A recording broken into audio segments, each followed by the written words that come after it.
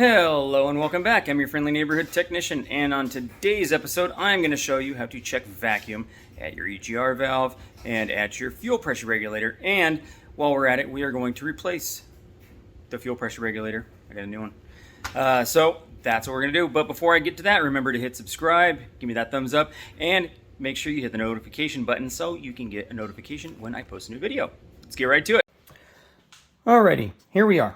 We have the EGR valve that I took out of the junkyard motor and the EGR valve from the engine that I removed from the car. So all you're going to need is a vacuum gauge, and this one does vacuum and pressure, but we're only going to be using the vacuum. So really easy. Let's start with this one. This is the junkyard EGR valve. Now you can watch what the vacuum does when you try to pull a vacuum on it.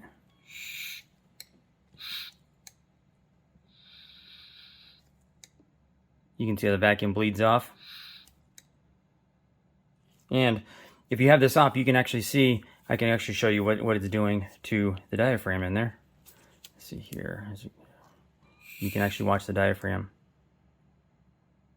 As it bleeds off pressure, the diaphragm doesn't stay in place.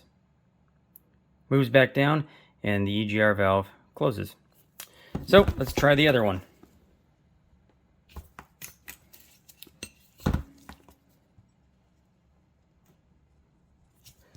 Now this one, from the engine that I took out, you can watch the pressure, or the vacuum, sorry.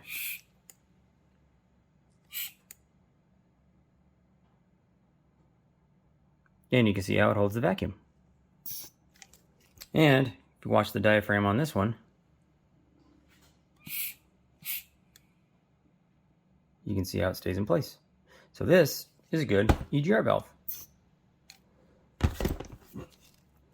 And that is how you vacuum test the EGR valve. Now, if you had this on the engine, one way you could check is put the vacuum there and actuate it with the engine idling, and you would hear the engine bog down as you pull the vacuum on this, because it would just be recirculating the exhaust gases into the intake, or in the intake tube that goes, that tube you saw me clean, and you'll hear the engine bog down and or die. So that's how you check that. Now let's go check the fuel pressure regulator.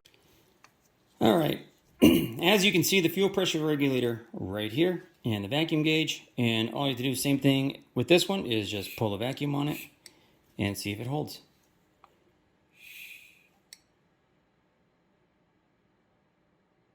And this one does hold. So this one is good, but I'm gonna go ahead and put a new one on there. Then I'm gonna keep a hold of this one just so I know I have a good spare.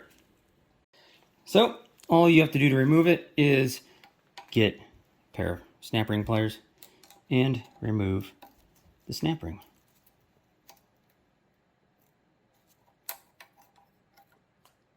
Just like that.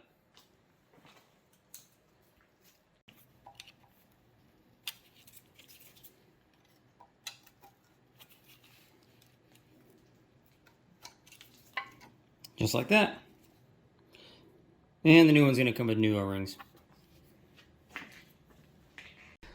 Alrighty, so here's the brand new one. See it there nice and clean, and we're going to install it right in here. Make sure you clean this out, because there's going to be quite a large portion of it you're not going to be able to get to when this is in. So you want to make sure that you clean all around there. You're not going to get any dirt or dust or any kind of debris inside there, because there's no more filter after this point, or even like from here, it comes from your fuel line, it goes to the engine right here.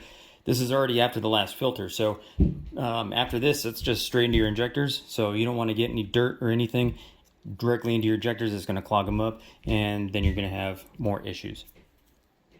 And then what you want to do is get a light film of some kind of lubricant on there, and so it goes in nice and easy, because once you clean this out, this is going to be pretty dry, and it's going to be hard to push in two dry O-rings after you clean this up.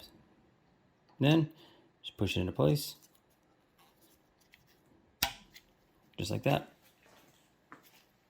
and then install your snap ring back on.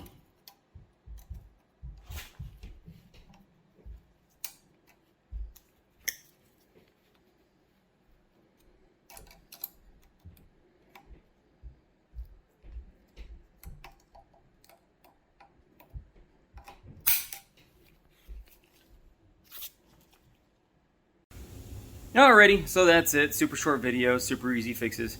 Something that I didn't really think I could fit into any other video. So there we are. Like I said in the beginning, give me that thumbs up, hit subscribe, and don't forget to hit the notification icon. See you next video.